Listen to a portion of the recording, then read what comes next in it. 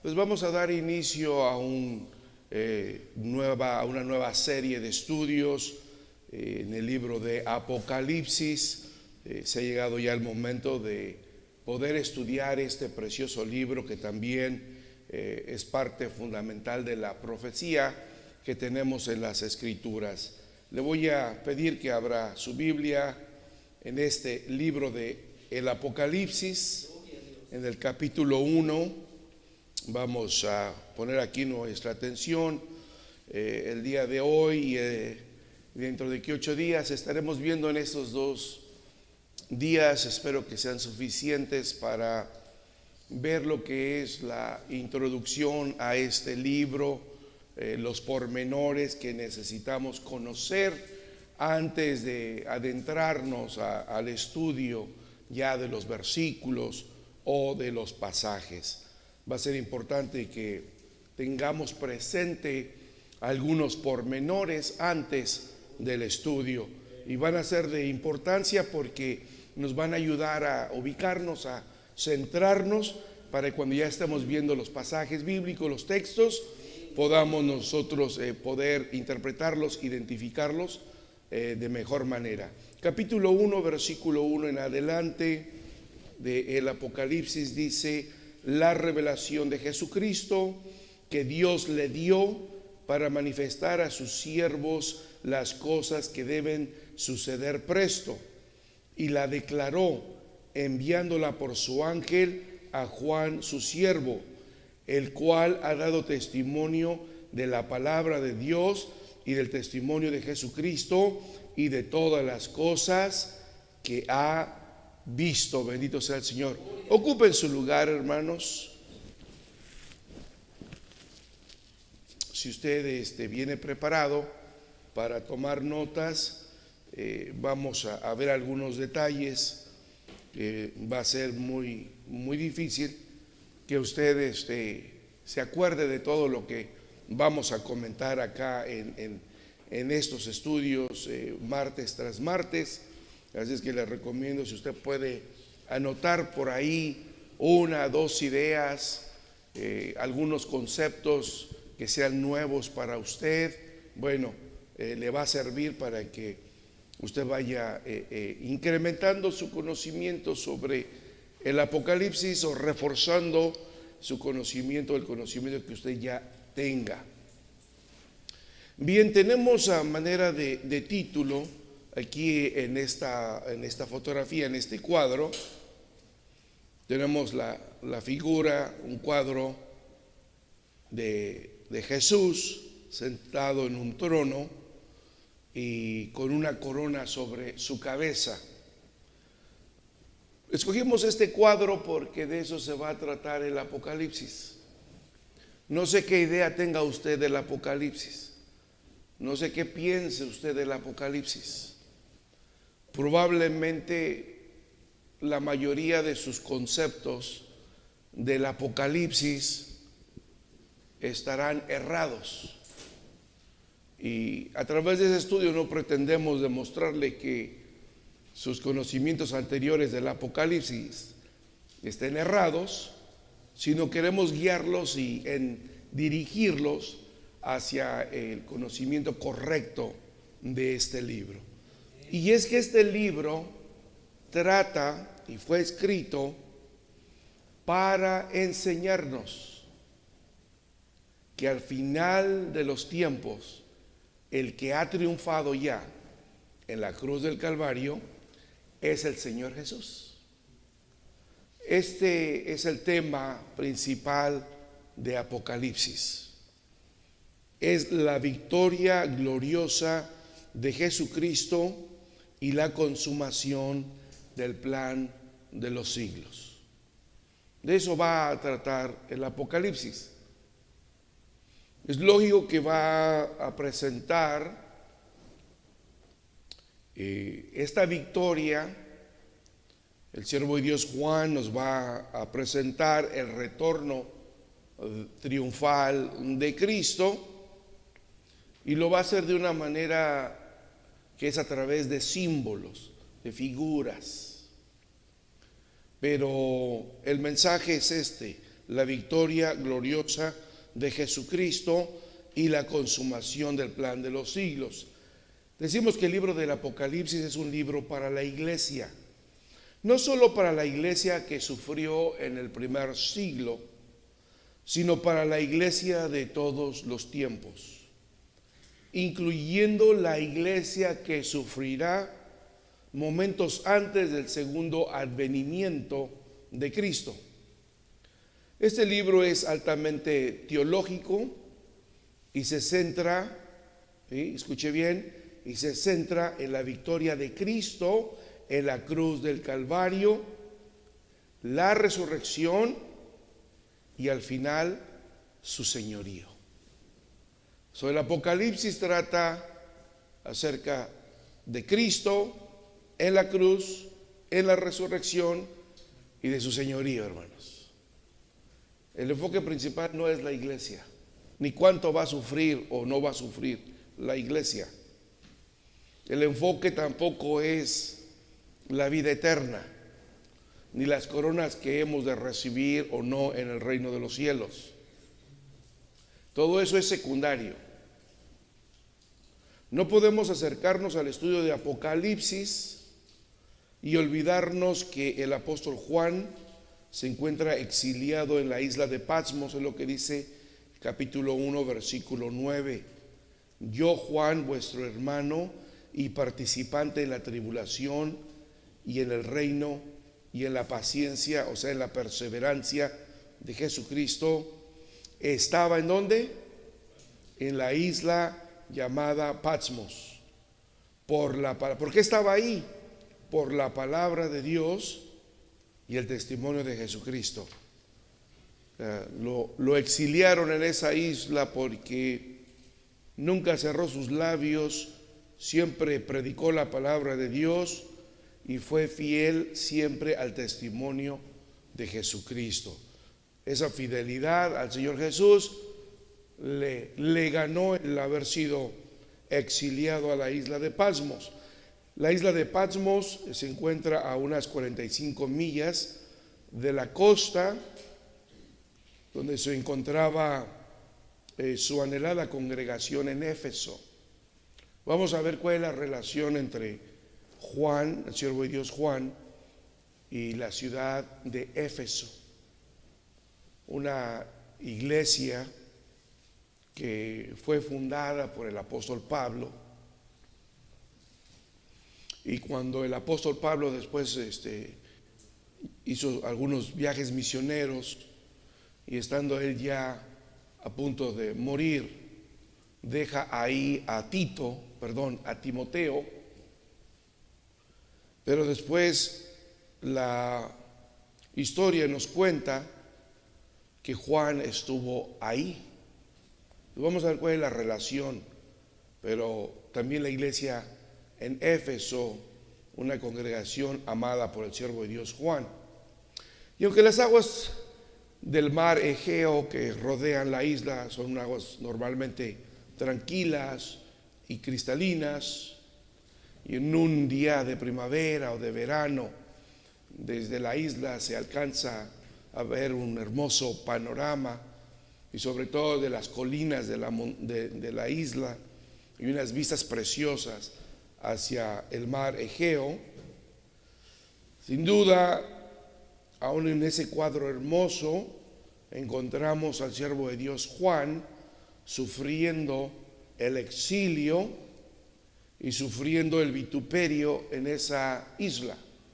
No sé qué concepto tenga usted de la estancia del siervo de Dios Juan en la isla de Patmos, pero por ningún momento usted piense, como lo pintan los cuadros, que él está ahí en una cuevita con una mesita, unas velitas, y está tranquilamente ahí escribiendo y recibiendo visitas, de alguna manera algo cómodo.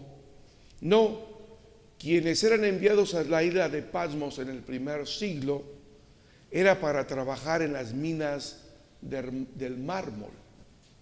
Ahí había muchas minas de mármol. Así es que la gente que era enviada ahí, exiliada, o castigada por el Imperio Romano, era para que con pico y pala estuvieran trabajando durante el día, cortando los bloques de mármol que se utilizaban en todas las construcciones grecorromanas de aquel entonces. Así es que para nada el siervo de Dios Juan está en la isla de Pasmos tomándose un tecito ahí a gusto, descansando en sus años de ancianidad. No, hermanos, no, está expuesto a trabajos forzados en las minas de mármol y de otras piedras preciosas.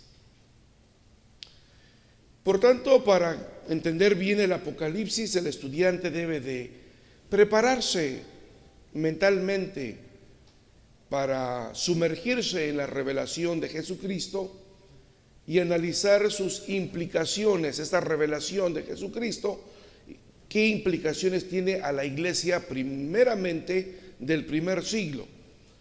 Si no entendemos cuál era la implicación de esta revelación que se le envió a las primeras 7 iglesias en Asia, no vamos a comprender bien su significado y vamos a querer transportar su significado hasta nuestro tiempo, y entonces perderemos gran parte de la iluminación o de la revelación de Jesucristo.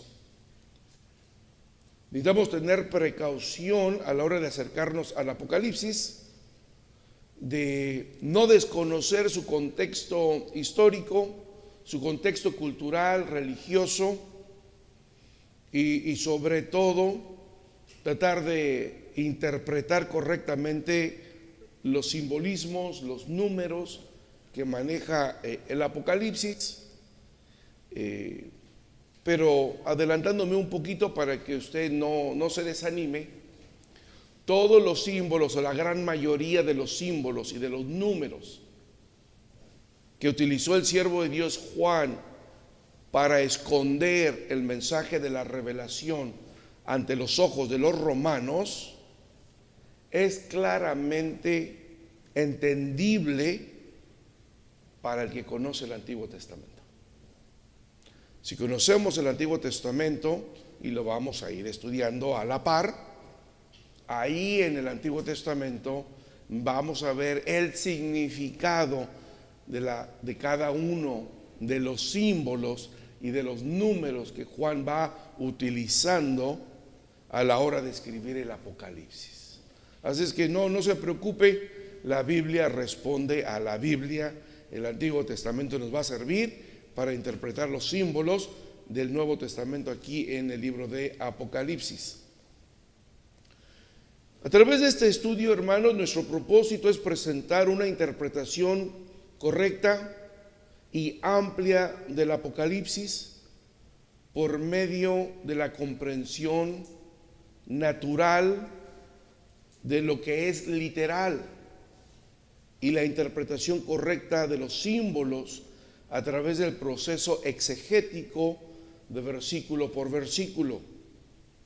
Y a diferencia, hermanos, de comentarios de tiempos recientes, intentamos marcar una línea de flujo del pensamiento que encontramos en Apocalipsis y cómo corre a través de los párrafos, porque en algunos versículos se interrumpe el diálogo, pero no se interrumpe el flujo de la idea principal del tema. Entonces vamos a tener que poner atención a algunas palabras de transición, algunos versículos, algunos párrafos, observar esas transiciones. Hay que resumir bien a punto los segmentos más amplios, teniendo un enfoque meticuloso pero sencillo, para distinguir también cómo el siervo de Dios Juan hace uso del Antiguo Testamento en el libro de Apocalipsis. Así es que estaremos continuamente consultando Daniel, Ezequiel, Jeremías, los libros históricos, el libro de Josué, mayoría de los libros proféticos. De hecho, casi todos los profetas menores, excepto dos, no estaremos viendo, pero los demás estaremos regresando ahí para poder comprender el Apocalipsis. De ahí que muchos cristianos pues no nos metemos al Apocalipsis, y es por esa razón, porque necesitamos tener una idea bien clara del panorama del Antiguo Testamento para poder entender el libro de Apocalipsis. En este estudio inductivo prestaremos menos atención a la canonicidad del libro, a la autoría del libro, el género literario, o los destinatarios, o las cuestiones de crítica de las fuentes, o las teorías de la crítica de la retórica y cosas similares, ya que tales preocupaciones son más relevantes en debates hermenéuticos o en las áreas de los seminarios. Nuestro estudio será principalmente inductivo y exegético. ¿Qué queremos decir con eso, hermanos? A ver, ayúdenme un poquito. ¿Los micrófonos están por ahí? Amén. A ver, un voluntario. ¿Qué es un estudio exegético? ¿Qué es un estudio inductivo? Pueden ver el teléfono. Alguien, ayúdenos.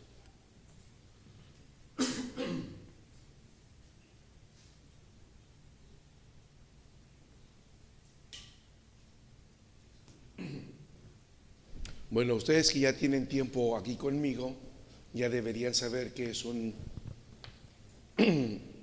estudio exegético, de menos. Sí, hermano Odilio, a ver. Es ir al estudiar el texto de una manera profunda, pues hacerle un estudio. Así en 2 o 3 palabras, ¿qué significa un estudio exegético? Hacer exégesis de un versículo. Pero ¿cómo la extraemos en 2 o 3 palabras?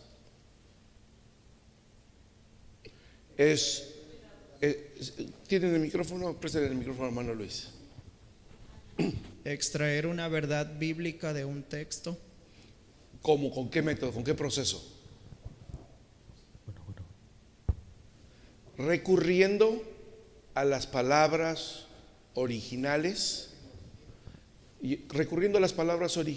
buscando su significado y transportándolo al español para extraer el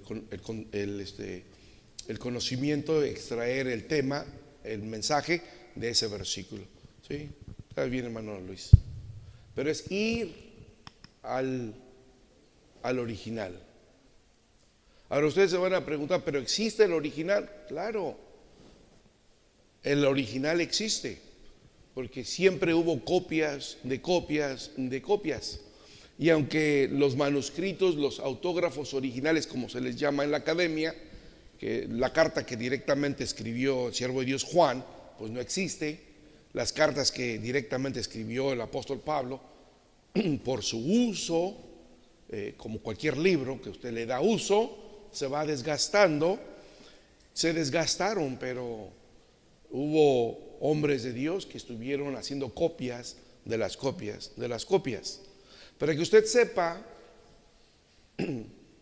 para el tiempo que Casiodoro de Reina, en 1569, tradujo nuestra Biblia a la lengua vernácula o al español cotidiano, en aquel entonces se contaba con aproximadamente entre 500 y 700 pergaminos o copias de los originales en todo el mundo. Y fue muy difícil reconstruir el Nuevo Testamento. El Antiguo Testamento no era tan difícil porque los judíos, siendo celosos, resguardaron durante todos estos siglos, han resguardado el Antiguo Testamento. Sin embargo, ahora se han descubierto en monasterios y en cuevas como los libros del Mar Rojo, los pergaminos del Mar Rojo y otros. A hoy contamos con un poquito más de 5,000 pergaminos de los originales. Y cuando usted los revisa, por ejemplo, unos pergaminos de cierta área con pergaminos de otra área, usted se va a dar cuenta que son casi idénticos. Entonces el Señor, o sea, nuestro Dios, ha preservado su palabra a través de los siglos. Y ahora es mucho más fácil hacer una transliteración, porque ahora contamos con más de 5,000 pergaminos de los originales. No es que esos 5,000 son copias recientes, no. Hay algunas copias mucho más antiguas, pero que no estaban, el público no tenía acceso. Por decir algo, a lo mejor algún rico tenía una de esas copias en su colección personal, allá en el segundo siglo, en el tercer siglo. Algún rey se había mandado a hacer una copia fiel en el tercer o cuarto siglo y se perdió esa copia, pero después se encontró. Entonces es así como tenemos a hoy muchísimos pergaminos.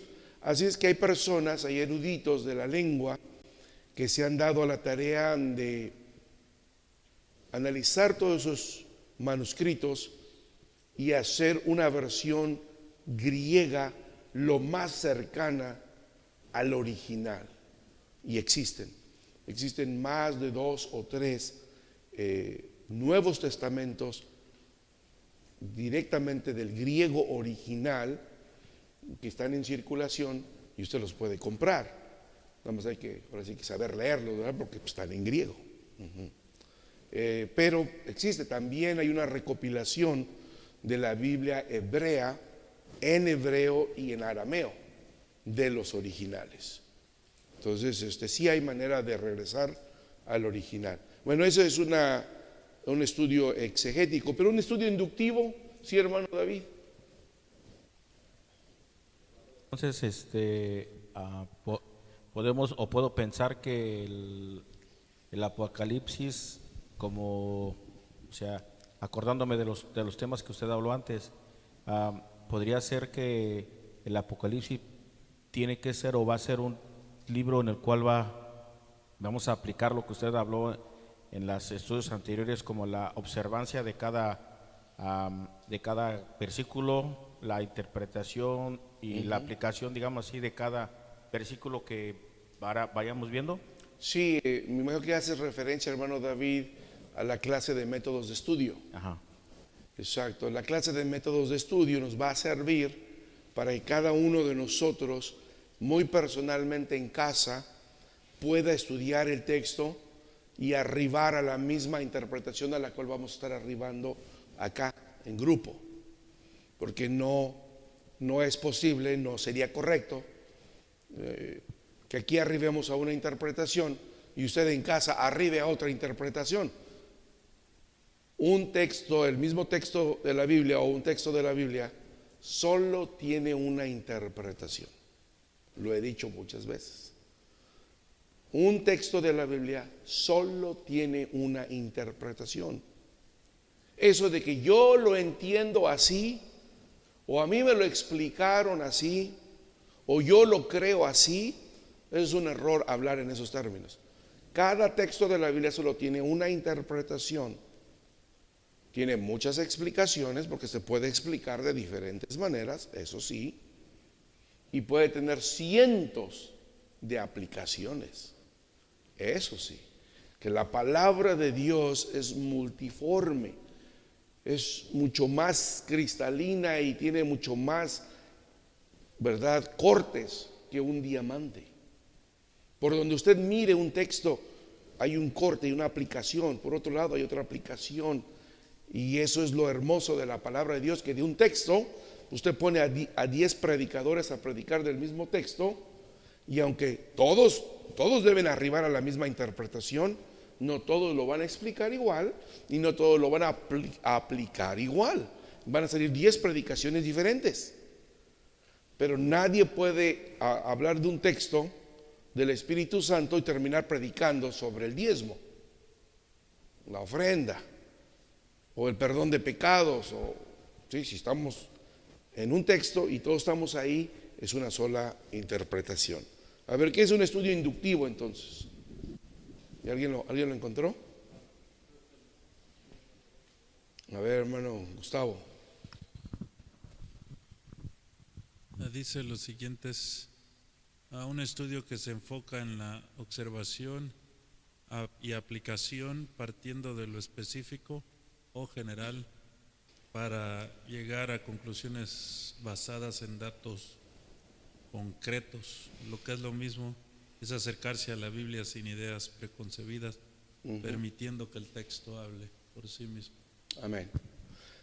Nos quedamos con la primera sección. Todo está correcto, hermano Odilio. La primera sección dice que es el estudio, en palabras comunes, con sentido común.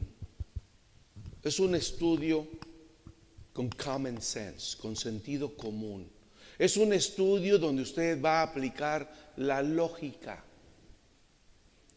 Cuando usted va a interpretar Apocalipsis desde la perspectiva de alegoría, ya nos perdimos. Y eso es lo que hacen varios grupos denominados cristianos.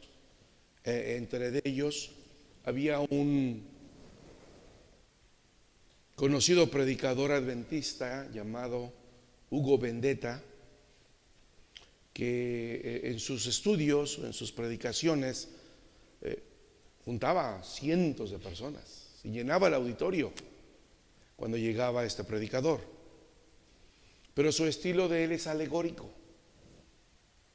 Se llenaba el lugar porque él le decía a usted quién era la bestia del Apocalipsis. Hasta el nombre y apellido le daba.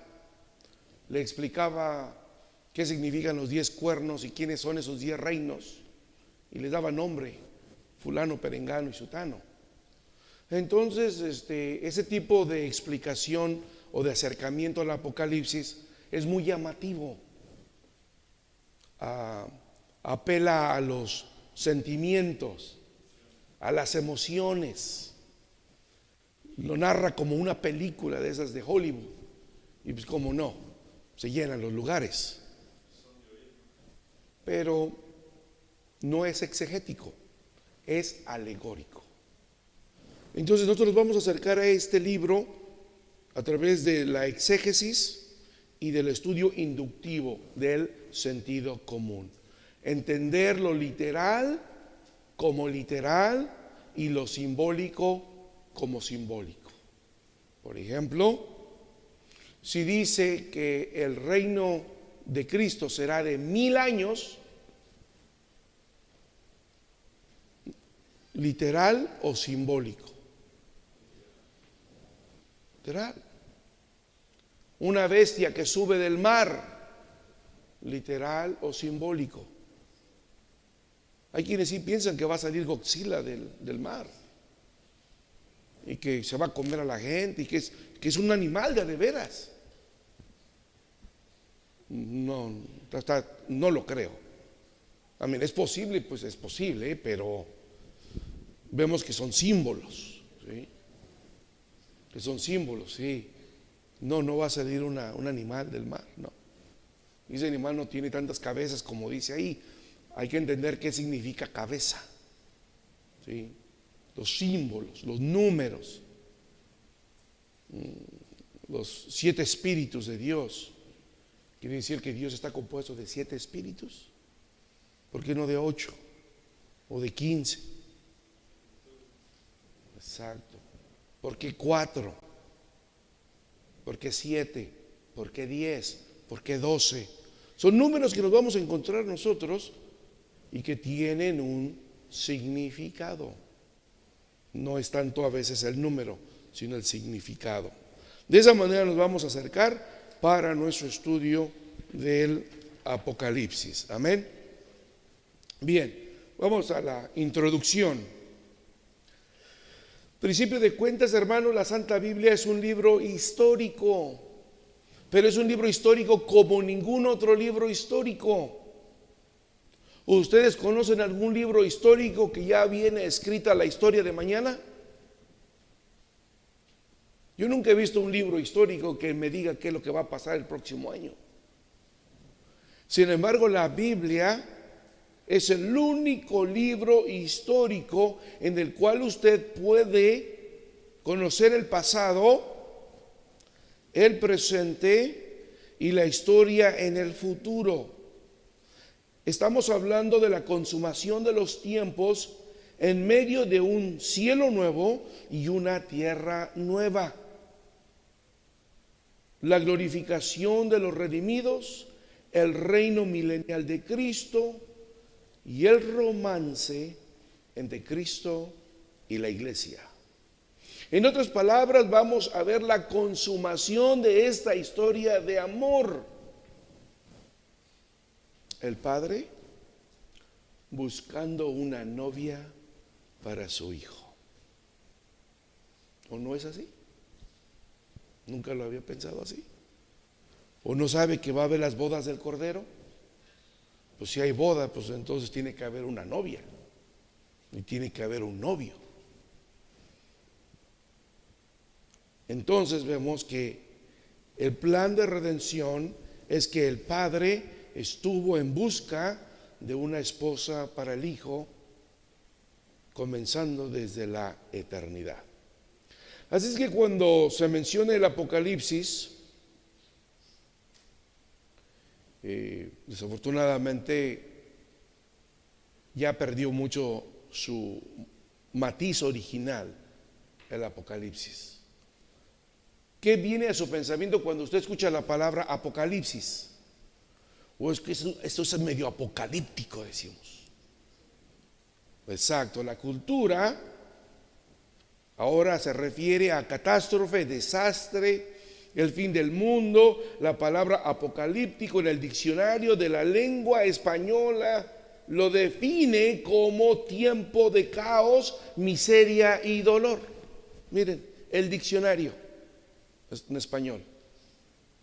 No soy lingüista ni tengo los estudios para decir en verdad que lo soy, nada que ver, pero esa traducción, esa interpretación está completamente errada. Apocalipsis no quiere decir el fin del mundo, caos, miseria y dolor. Vamos a ver exactamente qué significa. El último libro de la Biblia es un maravilloso libro de profecía. Es incomparable el estilo de cómo se presenta esta profecía por los símbolos que se emplean, y estos han cautivado la atención de miles y millones de personas a través de los siglos, los cuales han tratado de explicar su contenido. Pero el propósito y el significado parecen a simple vista una ilusión. No obstante, el libro sí revela su propósito para la iglesia, sobre todo para la iglesia perseguida, para la iglesia que sufre en el primer siglo y de todos los tiempos. La profecía que encontramos en Apocalipsis manifiesta su significado y alienta a los cristianos que sufren a no desanimarse y seguir de pie o en pie de lucha hasta el final. El final está marcado ya en el Apocalipsis como el libro de historia que tiene escrito el futuro, y el final ya está marcado con la victoria contundente de Jesucristo sobre todos sus enemigos. Y si Cristo ha vencido, nosotros somos más que vencedores con Él. Ya está escrito. Ya está trazado el plan, hermanos. Por eso debemos nosotros estudiar y leer el Apocalipsis porque de eso trata, de darnos ánimo en medio del sufrimiento, en medio de la lucha, saber que Jesucristo ha salido triunfador. El Apocalipsis es un libro estudiado por muchos, pero desafortunadamente comprendido por pocos. Tenemos la idea que cuando lo que es difícil de comprender, entonces se lo dejamos a los expertos. ¿Qué hace usted cuando en el carrito ya no puede usted meterle mano a la mecánica? Pues le habla usted a los expertos. Si usted se le fundió la luz ahí en la casa y es un foco, pues lo ponemos. Si es más allá y no sabemos de electricidad, llamamos a los expertos, al médico, etcétera, al ingeniero, dependiendo de lo que se trate.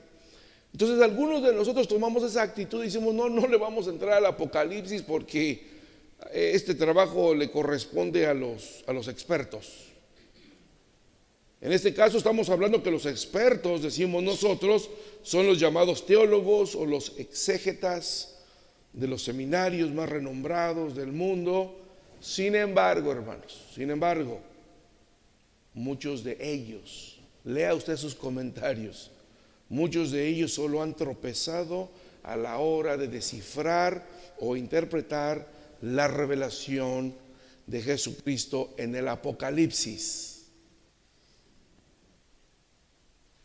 Porque el mismo título del libro ya revela,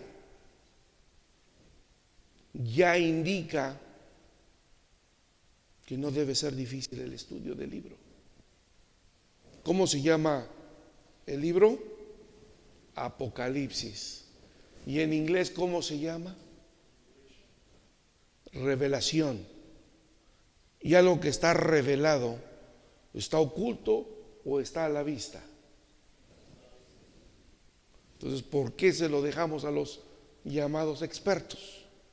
Si ya está a la vista, ya está revelado, ya no es un secreto. ¿Sí se dan cuenta? Bueno, de ahí es que nosotros, con la ayuda del Espíritu Santo, vamos a estudiar este libro. El Apocalipsis es un libro lleno de bendiciones para los fieles seguidores de Jesucristo. Así es. Aunque este maravilloso libro fue escrito hace más de 2000 años, en un lugar a más de 2000 millas de distancia, contiene símbolos que fueron plasmados de una manera sencilla. Y quiero que usted comprenda esto, que los símbolos que Juan utilizó para entregarnos el mensaje que a él le fue entregado, fue plasmado de una manera sencilla, para gente sencilla del primer siglo, hermanos. ¿Es un libro complicado? Sí es un libro complicado, pero escrito para gente común, sencilla, para que lo comprenda y lo enseñe. Por esta razón, Apocalipsis debe ser leído con la ayuda del Espíritu Santo, en oración, con sentido común. No podemos tomar el libro como algo místico, ubicarlo literal a lo literal, lo simbólico a lo simbólico, y la misma lectura natural del libro nos va a ir indicando con un sentido de discernimiento. La misma lectura nos va a ir indicando si esto es literal o esto es simbólico. Eso es lo que pretendemos con la ayuda de Dios a través del estudio de este hermoso libro. El autor, ¿quién es el autor de este libro? Bueno, hoy todos creemos y aceptamos que el autor es Juan el apóstol. En la academia no es tan sencillo. en los comentarios de los teólogos no es tan sencillo esto. De hecho, hay una grande polémica, no debería haberla. Yo creo que la autoría del libro no debería estar tanto en cuestionamiento, pero desafortunadamente lo está.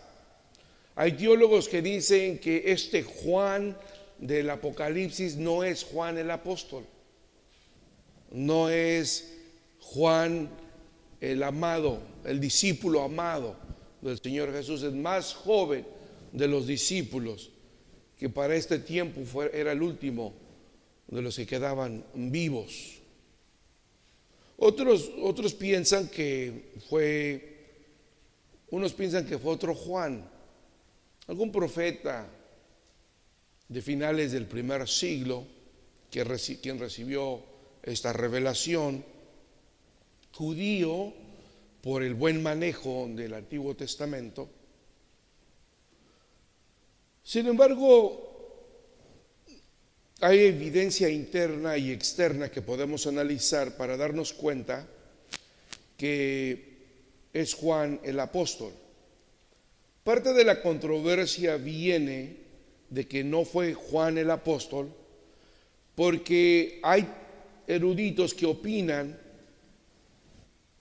que Juan, el Juan que escribió este libro, estaba haciendo referencia a las persecuciones del tiempo del emperador Nerón, o sea, entre el año 54 al 68 después de Cristo. Para ese entonces todavía el apóstol Pablo estaba vivo, que se cree por la historia secular que Nerón en su último año le dio muerte al apóstol Pablo en su segundo arresto o encarcelamiento en Roma. El libro de Hechos de los Apóstoles culmina con el apóstol Pablo en un arresto domiciliario en Roma. Pero no fue el único arresto que él tuvo otro arresto después, porque este arresto, en un arresto domiciliario, él rentaba una casa y venían a visitarlo los hermanos, estaba ahí escribiendo, Lucas estuvo con él escribiendo, tenía visitas, podía compartir el evangelio sin ningún problema. Pero cuando vemos la última carta a Timoteo, la carta a Filemón, nos damos cuenta que este es otro Pablo, ya no en una cárcel de arresto domiciliario, sino ahora tiene sus pies amarrados al cepo. Dice, estoy en mis prisiones, yo no tengo la facilidad de que me visiten o de que yo pueda salir, tomar aire fresco, estoy en grilletes y estoy a punto de ser sacrificado. Y en ningún momento él se expresó así cuando estuvo en el arresto domiciliario. Entonces, por ese tipo de persecución a través de Nerón, muchos piensan que es otro Juan y no Juan el teólogo, porque durante el imperio de Nerón, las dos figuras prominentes de la iglesia en Éfeso eran Pablo, que aunque ya no estaba presente, estaba arrestado en Roma, en el calabozo, a punto de ser muerto por Nerón, pero la figura prominente ahí era Timoteo en Éfeso.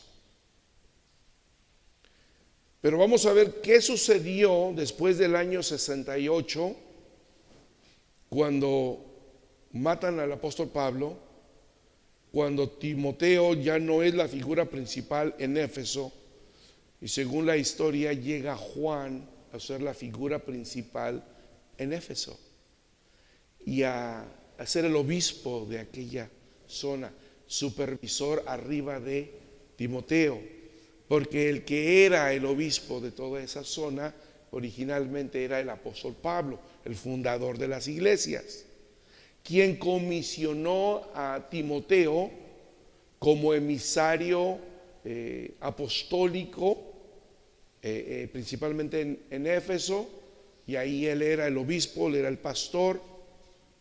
Pero a la muerte del apóstol Pablo, los apóstoles que quedaban en Jerusalén no iban a abandonar las iglesias de Asia. Había iglesias muy grandes en aquel lugar, obviamente que tenía que venir un pastor. Y el apóstol más joven, que tenía todavía cierta habilidad para caminar y desenvolverse, pues era Juan. Y pastoreó esa zona como unos 30 años antes de ser arrestado y ser enviado a la isla de Patmos, a 45 minutos hacia el mar, frente a Éfeso. Entonces, lo que tenemos nosotros como evidencia en la Biblia es capítulo 1, versículo 4. Juan a las 7 iglesias que están en Asia. Miren, les habla de una manera muy, ¿cómo sería esa palabra? Como muy conocido, muy personal. O sea, como que las 7 iglesias a las quien se está dirigiendo saben a qué Juan se refiere. Sí, si yo recibo una llamada y no reconozco la voz, o un mensaje de texto y no reconozco el teléfono, y el hermano me dice, hermano, yo soy el hermano Juan. Pues ahorita vienen a mi mente como unos 7 hermanos Juanes que conozco. Pues ¿cuál de todos? Obviamente este Juan no necesitó presentar sus credenciales, ni su apellido, ni decir que era apóstol, ni nada, porque era altamente conocido. Y el único que se sabe, aunque se sabe de 2 Juanes en Éfeso, Juan el apóstol era el más conocido y el que tenía mucho más autoridad. Versículo 9. Yo, Juan, nuevamente, vuestro hermano y participante en la tribulación y en el reino y en la paciencia de Jesucristo. ¿Estaba en dónde? En Patmos, dice. Entonces, obviamente que todos los hermanos de la provincia de Asia conocían que este Juan es el que había sido arrestado, no se le dio muerte, quizá ya por sus años de edad, ya era un anciano, quizá también por su importancia en la comunidad, después de 30 años de pastorear en la región de Éfeso, no le dieron muerte, simplemente lo exiliaron. Y lo mismo va usted a encontrar en el capítulo 22, versículo 8. Pero ¿qué evidencia externa nosotros tenemos para apoyar la autoría? Mire, en ninguna parte del Evangelio de Juan se encuentra ninguna referencia a Juan, el hijo de Zebedeo. Juan, el hijo de Zebedeo, es Juan el apóstol. Él escribió el Evangelio de Juan. Y para este tiempo estaba ya asentado que el Evangelio de Juan era del apóstol Juan. Y en ese Evangelio ustedes no van a encontrar que Juan mismo diga, yo soy Juan el apóstol, o yo soy Juan el hijo de Zebedeo. No lo dice. Entonces entendemos que este Juan era el Juan más importante entre todos los Juanes que había en el primer siglo, e indiscutible cuando él escribía algo. De igual modo, las 3 cartas que se atribuyen a Juan el apóstol omiten el nombre del discípulo amado, aunque en 2 de ellas el autor se refiere a sí mismo como el anciano. ¿Sí? Y si esta carta se escribió en el año 95, definitivamente Juan el apóstol ya era un anciano. Podríamos decir que el autor omite su nombre propio por modestia y se refiere a sí mismo solo como el anciano debido a su avanzada edad. Pero en Apocalipsis el autor no tiene miedo de utilizar su nombre propio, porque se identifica 4 veces como Juan. ¿Podría una misma persona haber escrito en 3 géneros literarios diferentes? Porque ahí es donde entran los eruditos y dicen, bueno, No puede ser el mismo Juan porque Juan, el Evangelio, está escrito en un género literario diferente. Las 3 cartas de Juan, otro estilo literario. Y el Apocalipsis completamente distinto a todo lo demás. Entonces no puede ser el mismo escritor. Pero lo que no recordamos es de que el Apocalipsis fue casi dictado al siervo de Dios Juan. No tuvo él mucha injerencia a la hora de escribir, porque estaba la voz que le decía: mira, ven y ve, oye, no se te olvide escribir estas cosas, mira lo que acabas, apúntalo, anótalo, toma nota de lo que estás oyendo y lo que estás viendo. Y de esa manera nos damos cuenta que por qué hay la diferencia de géneros literarios. ¿Quién es el autor entonces de Apocalipsis? El Nuevo Testamento menciona por lo menos a 5 personas de nombre Juan, y obviamente muchas quedan descartadas: Juan el Bautista, Juan el hijo de Zebedeo o Juan el apóstol, Juan el padre de Simón Pedro, Juan Marcos, este joven que inició su primer viaje misionero con el apóstol Pablo, y Juan, miembro de la familia del sumo sacerdote, en Hechos 4:6. Los primeros padres de la iglesia, a veces utilizamos y a veces voy a utilizar esta expresión: los padres de la iglesia. No tengan la idea que me estoy refiriendo a los padres de la iglesia católica. En la academia, a los padres de la iglesia se les conoce así a un grupo de creyentes y de ministros que quedaron a la muerte de los apóstoles. Por ejemplo, se dice de Policarpio, obispo de la ciudad de Éfeso, quien fue alumno de Juan el apóstol. Por eso sabemos que Juan el apóstol estuvo en Éfeso, porque su estudiante, su alumno, su discípulo era un varón de nombre Policarpio. ¿Okay? A la muerte de los apóstoles, a la muerte de Timoteo, de Tito y de los ayudantes del apóstol Pablo, surge este grupo de hombres. Estoy hablando de finales del primer siglo y todo el segundo siglo y el tercer siglo. La Iglesia Católica no se formó hasta después del año 325 de nuestra era, y los padres apostólicos o los padres de la Iglesia son los primeros 200 años, 250 años de iniciada la Iglesia. ¿Okay?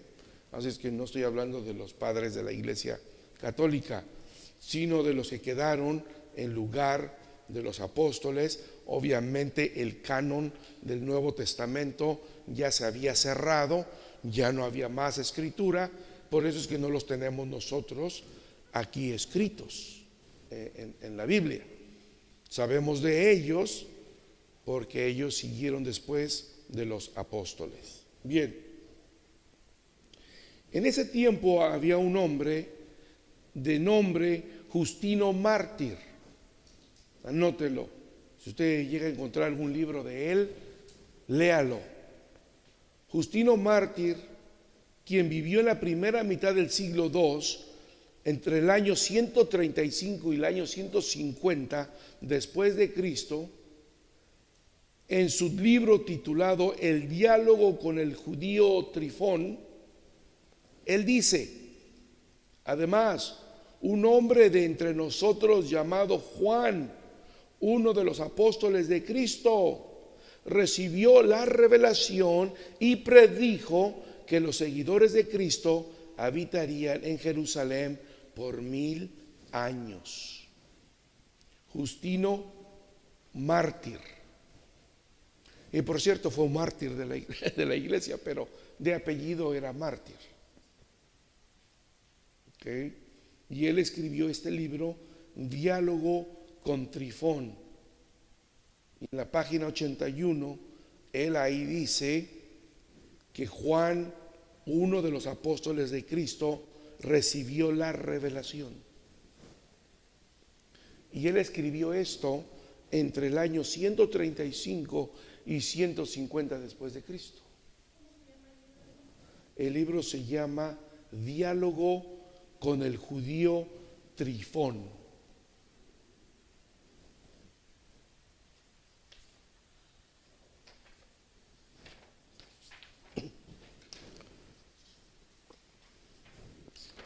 Vamos a ver algo de evidencia interna. Esa es evidencia externa. Evidencia interna. Bueno, en evidencia interna hay 3 veces en el capítulo 1 aparece el nombre de Juan. El autor se identifica como Juan, habla como una persona con autoridad indiscutible, como una persona bien conocida de todas las iglesias en la provincia romana de Asia. Habla de sí mismo como exiliado en la rocosa isla de Patmos, al oeste de la ciudad portuaria de Mileto, cerca de Éfeso. El escritor utiliza solo el nombre de Juan. En su exilio escribe el último libro del canon en una clase aramea de griego. Y ese es otro punto por cual es un poco difícil interpretar el Apocalipsis, porque aunque fue escrito en griego, él lo escribió con un pensamiento arameo o hebreo, como nos pasa a veces a nosotros. Escribimos algo en inglés, pero lo estamos pensando en español. Y entonces suena medio chistoso, ¿no? Ya cuando lo escribe usted en inglés, como lo está usted transliterando aquí en su mente, del español al inglés, pues no fluye bonito como los de habla inglesa, ¿verdad? Entonces así encontramos que su griego, que el griego en el Apocalipsis no fluye de una manera pulida o suave, porque vemos que el siervo de Dios Juan está pensando en hebreo, por los símbolos, por las figuras, por los números que va a utilizar. Él está pensando, él tiene en mente el Antiguo Testamento y está escribiendo en griego. Y de ahí que, por eso los eruditos dicen como que aquí qué quiso decir, ¿no? Hay oraciones así como sin una buena estructura. Sin embargo, la mayoría de los eruditos afirman que Juan el apóstol escribió Apocalipsis alrededor del año 95 después de Cristo, durante el reinado del emperador romano Tito Flavio Domiciano. ¿Cuál es la diferencia, hermanos? ¿Por qué no durante el tiempo del emperador Nerón? Porque la persecución de Nerón principalmente se mantuvo en la ciudad de Roma. Dice la historia que Nerón quería quemar una grande sección del centro de la ciudad para construirse un palacio. Entonces mandó a quemar para que le echara la culpa al fuego, al incendio, y construirse un tremendo palacio ahí en el centro de la ciudad. Lo que pasa es que se les pasó la mano y terminó quemándose casi la mitad de la ciudad. Cuando pasó esto, entonces Nerón le echó la culpa a los cristianos y hubo una grande persecución de cristianos en Roma en el tiempo de Nerón, alrededor del año 65 de nuestra era. Un poco antes es cuando Aquila y Priscila fueron expulsados de Roma y se encontraron con el apóstol Pablo en su viaje misionero en Corinto. Nerón los expulsó a los judíos. Después quemó la ciudad y le echó la culpa a los cristianos y persiguió a los cristianos. Pero la persecución, según los historiadores, no salió más allá de la ciudad de Roma. Eso en el año 65. Para el tiempo del emperador Tito Flavio Domiciano, alrededor del año 90, ya la persecución es en todo el imperio.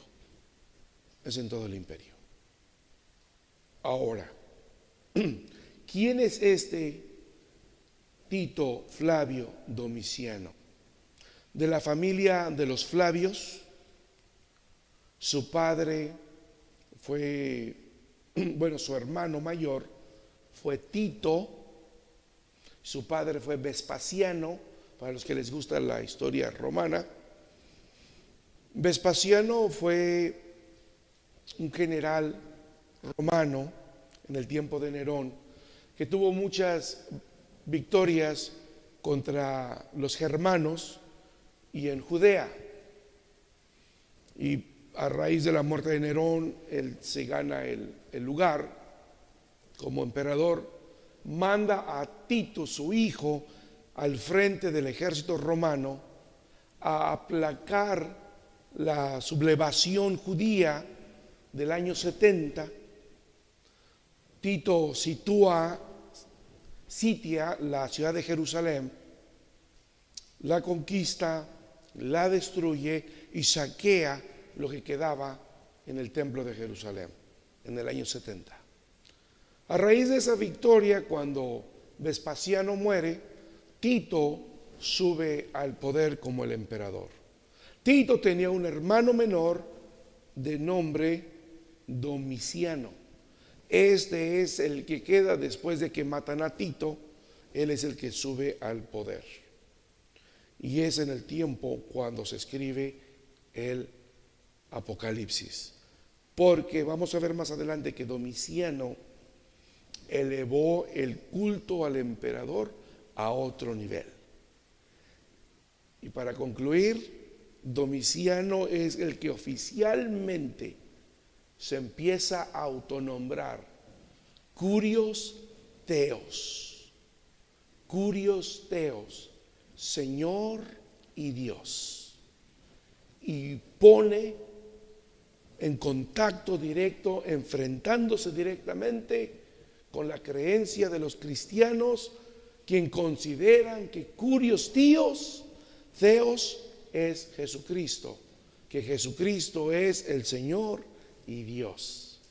Por lo tanto, iba a chocar directamente con las órdenes de Domiciano y de esa manera levantando una alta persecución contra los judíos. En conclusión, la iglesia primitiva casi unánimemente atribuye el Apocalipsis al apóstol Juan. Esta es la opinión de Justino Mártir, de Irineo, que escribió en el año 180 después de Cristo, quien fue discípulo de un discípulo del apóstol de Juan.